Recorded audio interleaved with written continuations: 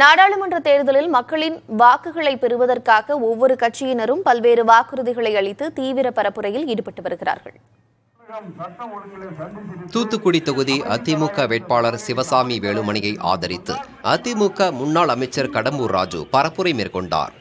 அப்போது தமிழகத்தில் இரட்டை இலைக்கும் உதயசூரியனுக்கும் தான் போட்டி நிலவுவதாக கூறினார். மேலும் தூத்துக்குடியில் திமுக வேட்பாளரை எதிர்த்து நிற்பதற்கு அதிமுக பயப்படுவதாக ஒரு தோற்றத்தை உருவாக்கி இருப்பதாகவும், ஆனால் அதிமுக பிறந்த குழந்தையாக இருக்கும் போதே தேர்தலை சந்தித்துள்ளதாகவும் கூறினார். தமிழகத்திற்கு உரிய நிதியை அளிக்காமல் மத்திய அரசு வஞ்சிப்பதாக அமைச்சர் KN நேரு குற்றம் சாட்டியுள்ளார். பெரம்பலூர் தொகுதியில் திமுக வேட்பாளர் அருண் நேருவிற்கு ஆதரவாக பரப்புரை மேற்கொண்ட அவர், வாரந்தோறும் மாதந்தோறும் தமிழ்நாட்டிற்கு வருகின்ற பிரதமர் எந்தவிதமான நிதியும் தருவதில்லை என விமர்சித்தார். மக்களவைத் தேர்தலில் அதிமுக கூட்டணிக்கு ஆதரவு அளிப்பதாக புரட்சி பாரதம் கட்சியின் தலைவர் ஜெகன்மூர்த்தி தெரிவித்துள்ளார். முன்னதாக அதிமுக கூட்டணியில் அக்கட்சிக்கு தொகுதிகள் ஏதும் ஒதுக்கப்படவில்லை.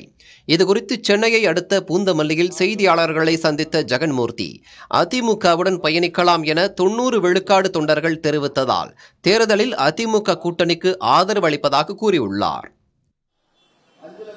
மதுரை தொகுதியில் போட்டியிடும் பாஜக வேட்பாளர் ராமசீனிவாசன் பல்வேறு இடங்களில் பரப்புரையில் ஈடுபட்டார். அப்போது பேசிய அவர், திமுக அதிமுக என கட்சி மாறிய சரவணன் அடுத்த தேர்தலில் நடிகர் விஜயின் கட்சியில் கூட அவர் போட்டியிடுவார் என விமர்சித்தார். மேலும் மறைந்த முதல்வர் ஜெயலலிதாவை எதிர்த்து போட்டியிட்டவருக்கு அதிமுகவில் சீட்டு வழங்கப்பட்டுள்ளதாக தெரிவித்தார். அன்புள்ள கிரியஸ், இது நம்ம ஃபேமிலி.